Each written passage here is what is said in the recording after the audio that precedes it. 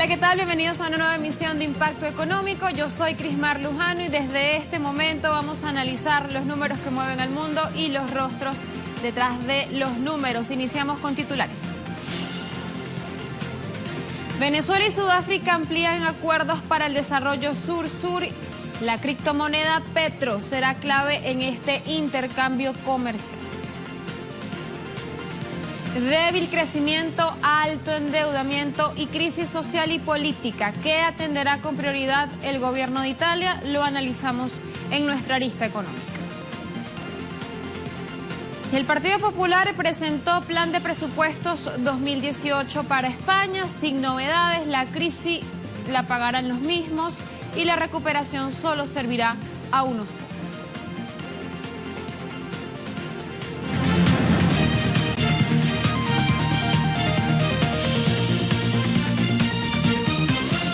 Y los gobiernos de Venezuela y Sudáfrica consolidan alianzas en materia comercial y social basadas en los principios de complementariedad, ganar-ganar para el desarrollo inclusivo y productivo de sus economías, pero también la integración de sus pueblos. Hoy, en la cuenta social de Twitter, el ministro de Comercio Exterior e Inversión Internacional de Venezuela, José Vielma Mora, informó que se recibió este martes en Caracas al embajador de la República de Sudáfrica, Joseph Musi-Kelha.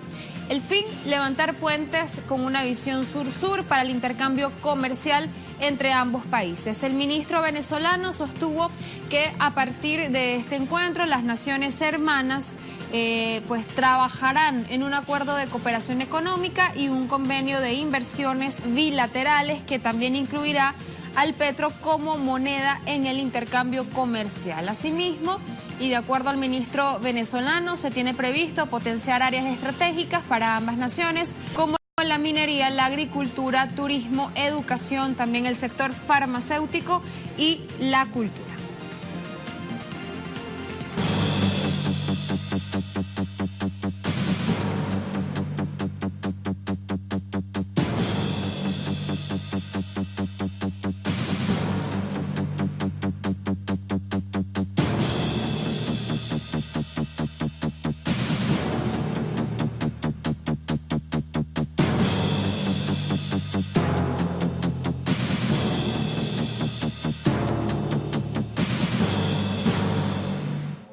Y México le sigue los pasos a Estados Unidos. El gobierno de Enrique Peña Nieto ha decidido imponer ahora aranceles a las importaciones de tuberías de acero de varios países. La medida afectará a los productos originarios de Corea del Sur, España, India y Ucrania. La Secretaría de Economía explicó que la decisión responde a los resultados de una investigación antidumping realizada entre abril 2013 y marzo 2016, cuya conclusión es que hubo prácticas desleales de comercio en su modalidad de discriminación de precios en los que han incurrido los mencionados países.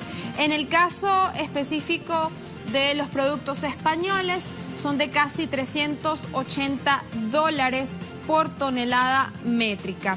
México, en todo caso, ha estado imponiendo cuotas compensatorias a productos de varios países, luego de que siderúrgicas locales anunciaron en 2015 recortes de miles de puestos de trabajo y la cancelación de inversiones debido a una crisis por importaciones en condiciones desleales.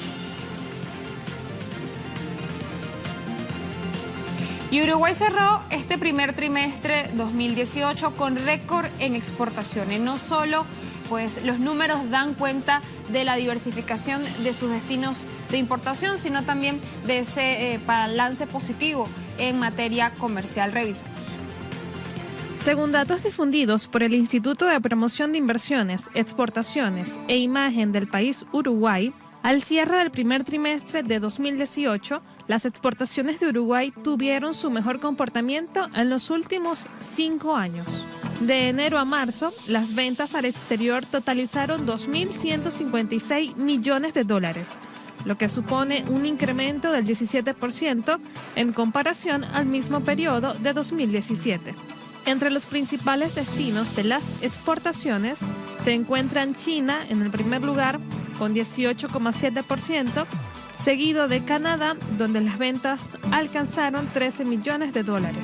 El repunte de las exportaciones responde a la demanda de la carne vacuna, que concentró el 24,8% de las ventas, con 452 millones de dólares, seguido por madera y productos lácteos, con el 18,1% y 7,1% respectivamente. Números positivos que al cierre de marzo de 2018 suman 5 los trimestres consecutivos de crecimiento interanual. Bien, son los números de Uruguay. Damos un brinquito hasta el vecino Argentina, porque allí el presidente Mauricio Macri hizo correr la arruga sobre una promesa que realizó a principios de año: no tomar más deuda para que los hijos ni los nietos de los argentinos tuvieran que pagarla. Pero ahora hace lo contrario. Fíjense que este martes, mediante un boletín oficial firmado por el ministro de Finanzas argentino, Luis Caputo, el gobierno de Cambiemos oficializó la ampliación de una emisión de bonos de deuda pública por unos 5.000 millones de dólares. Este nuevo título público tendrá fecha de vencimiento para el 2025 y tendrá una tasa de interés anual de 5,75%. Originalmente, el bono de la Nación Argentina con vencimiento para 2025 se emitió el 10 de abril de 2017 por un monto de 3.500 millones de dólares, que ahora se le suman estos 5.000 millones. Un dinero prestado que, por cierto, no será destinado a proyectos productivos de inversión pública, sino para seguir cubriendo ese abultado déficit fiscal. Es la política de abrir un hueco para tapar otro, que le llaman. Según datos del Instituto Nacional de Estadísticas, Censos y Descensos de la República Argentina, en 2017, el gobierno de Macri aumentó el endeudamiento externo del país en un 28%. Vamos a ver en cuánto aumenta este 2018.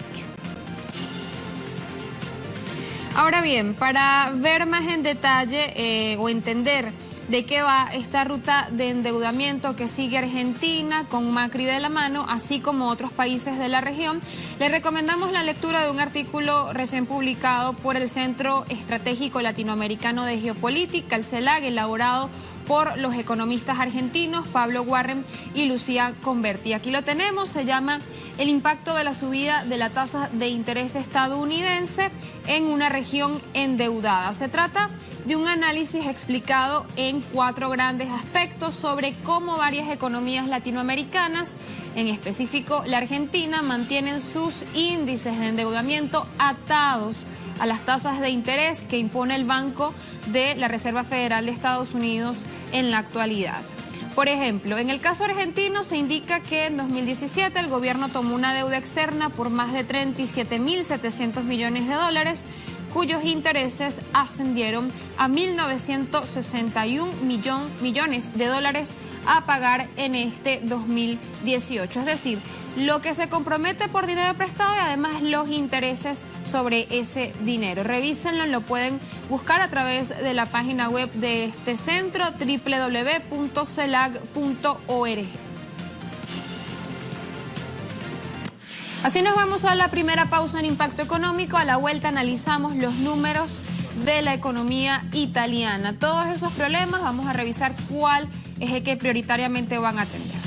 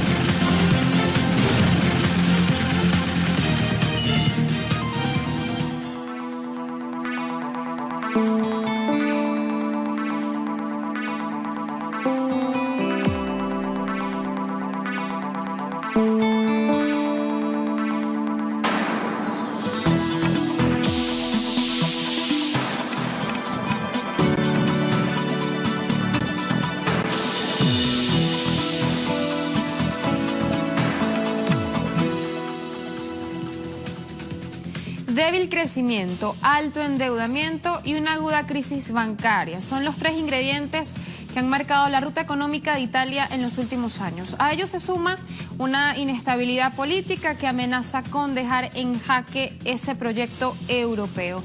Para preocupación de muchos, además, los problemas de la tercera economía de la eurozona siguen sin abordarse con decisión firme. Revisamos. En los comicios celebrados recientemente en Italia, ningún partido obtuvo la mayoría suficiente para gobernar, pero evidentemente se transformó el escenario político italiano, dominado hasta entonces por partidos tradicionales como Forza Italia y el Partido Democrático, relegados a un segundo plano por la fuerza arrolladora de otras propuestas como las de la Liga y el Movimiento 5 Estrellas.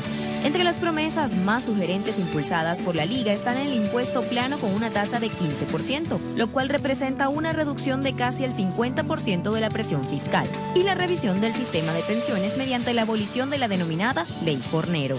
El Movimiento 5 Estrellas, por su parte, que arrasó en las regiones del sur, socialmente marginadas, donde casi el 50% de la población se encuentra en el umbral de la pobreza o de exclusión social y el desempleo se mueve en torno al 20%, tiene como una de sus principales banderas el llamado ingreso de ciudadanía o ingreso mínimo garantizado, existente de manera diversa en otros países europeos, para ayudar a trabajadores, pensionados o desempleados con entradas inferiores a los 780 euros mensuales.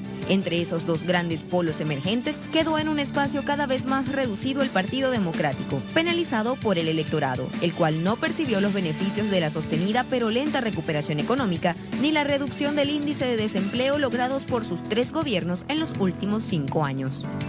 Al ser la fuerza más votada, el Movimiento 5 Estrellas tiene mucho más que decir en esa implementación del documento de economías y finanzas que define las medidas en política económica en los próximos años. Pero también la coalición de derechas quiere ver reflejadas allí en ese documento sus ideas. El texto será redactado por el gobierno saliente del Partido Democrático, pero tiene que ser el Parlamento el que dé finalmente la luz verde. La tercera economía de la UE se enfrenta así a un momento decisivo, pues este documento deberá guiar las iniciativas económicas del nuevo gobierno para potenciar el crecimiento del país y también reducir la elevada deuda pública y privada. El ministro de Economía italiano, Piercarlo, ya advirtió que si para el 30 de abril no hay nuevo gobierno, se presentará solo el cuadro de las finanzas públicas actualizado según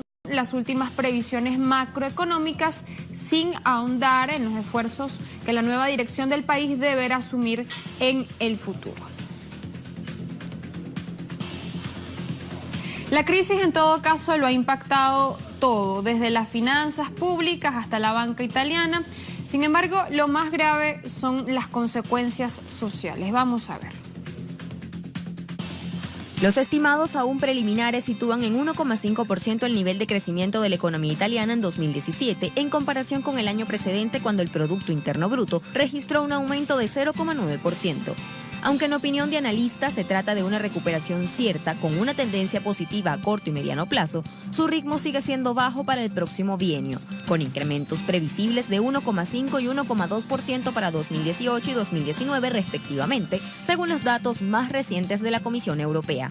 Con esos niveles de crecimiento, algunas voces alertan que Italia continuará por debajo del promedio de la Unión Europea sin el Reino Unido, el cual será este año de 2,4% con perspectivas de 2,3% y 2% en 2018 y 2019 respectivamente, en tanto se mantendrá en el último lugar entre los países integrantes del Organismo Regional de Integración. De modo que una de las primeras pruebas del nuevo gobierno italiano será la evaluación definitiva por parte de la Comisión Europea del déficit fiscal previsto en el presupuesto nacional de este año y la estrategia para resolver el problema de la deuda pública, la cual se mantiene en torno al 132% del PIB, lo que, según un análisis preliminar del plan de ingresos y gastos para 2018 presentado por el gobierno italiano, efectuado en noviembre pasado, dado el tamaño de la economía italiana, es una fuente de preocupación común para toda la zona euro. Además de la lenta recuperación y la deuda, Italia enfrenta la baja productividad de sus empresas, la mayoría de ellas pequeñas y medianas.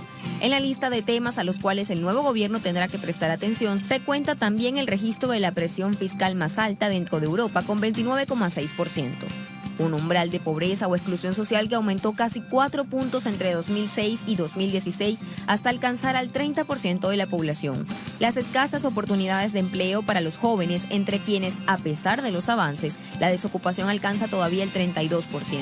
Esto sumado a la reducida capacidad del sistema bancario para otorgar nuevos créditos por la cantidad aún elevada de préstamos improductivos y los problemas que obstaculizan mayores niveles de inversión directa. Segunda pausa en impacto económico. A la vuelta en nuestro recorrido 360 vamos a revisar cuáles son las prioridades presupuestarias del Partido Popular en España.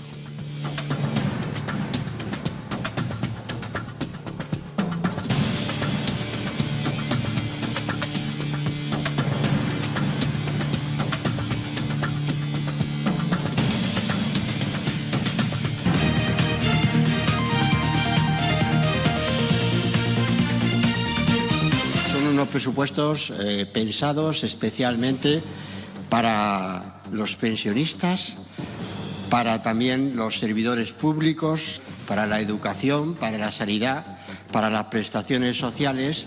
Los grupos políticos presentes sabrán asumir su responsabilidad a la hora de propiciar que España tenga un proyecto de presupuestos nuevo, del que depende la renta de más de 13 millones de personas directamente.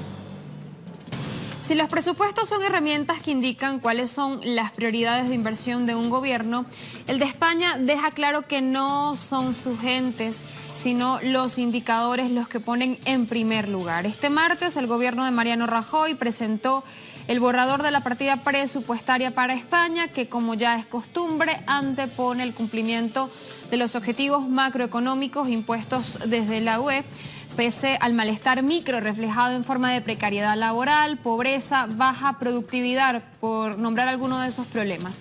Para justificar, el PP presentó algunas cifras. Vamos a revisar qué hay detrás. Por ejemplo, los referidos al paro. Para 2017 se habían presupuestado casi 11.000 millones de euros para intentar solventar esa crisis de empleo. Del total, solo se utilizaron poco más de 7.000 millones, es decir, 15% ha quedado sin utilizar y ahora ese mismo dinero es el que ahora el PP recicla y presenta como una nueva inversión. Lo mismo ha ocurrido en el sector de investigación y desarrollo, donde no solo se recortó, sino que de lo que ya se había aprobado el año pasado no se utilizó, al menos no en este sector. La misma estrategia la aplican en el plan de vivienda. El anterior contemplaba 2.300 millones, del que solo invirtieron 811.000 euros. Para que el crecimiento sea sostenible y real, debe ser redistribuido y honesto, dicen algunos. Y dicen algunos con esta etiqueta: cuentas que no cuentan. Usuarios de la red social Twitter reaccionaron, por supuesto, ante los anuncios de Montoro. Vamos a revisar algunos de ellos. El secretario general de Podemos, Pablo Iglesias, escribía en su cuenta oficial: los presupuestos del PP, el Partido Popular, son una tomadura de pelo. El partido que hace trampas con sus propias cuentas también las hace con el dinero de todos, dando la espalda a las necesidades reales de la ciudadanía. Acompaña justamente ahí con la etiqueta Presupuestos Generales del Estado 2018. Noelia Vera, por su parte, decía: el PP demuestra con estos presupuestos generales del Estado 2018 que sus prioridades no coinciden con las de la ciudadanía. Los de M. Rajoy piden que la recuperación llegue a la gente y consolidan la desigualdad y los recortes. Por último lugar, a Agustín Moreno decía: los presupuestos generales del Estado 2018 son profundamente antisociales, récord histórico de gasto militar, aumenta gasto de la monarquía, bajan las prestaciones al desempleo, la educación llega a un ínfimo 3.8% del PIB y la mayoría de las pensiones sigue con el 0,25%. Son cuentas que no cuentan para la gente. Cambiamos de tema. Dicen que lo contrario del amor no es el odio, sino la indiferencia. Pero es obvio que Donald Trump tiene un odio cerval por el coloso del comercio electrónico Amazon y por su fundador Jeff Bezos. Con la de hoy es la tercera vez que Trump critica duramente al gigante del comercio electrónico. Ahora bien, ¿a qué se debe esta relación tan amarga? Chequeamos. Los ataques de Donald Trump a la minorista por Internet se remontan a cuando era candidato presidencial republicano. Trump no empezó con la indiferencia, sino admirando a Bezos, pero la relación del neoyorquino con numerosos individuos e instituciones se ha ido envenenando a medida que ha ido ocupando su lugar en la política. Este martes, desde la Casa Blanca, el magnate acusó a la compañía de las pérdidas en el servicio postal de Estados Unidos. Cuando usted echa un vistazo a la oficina de correos,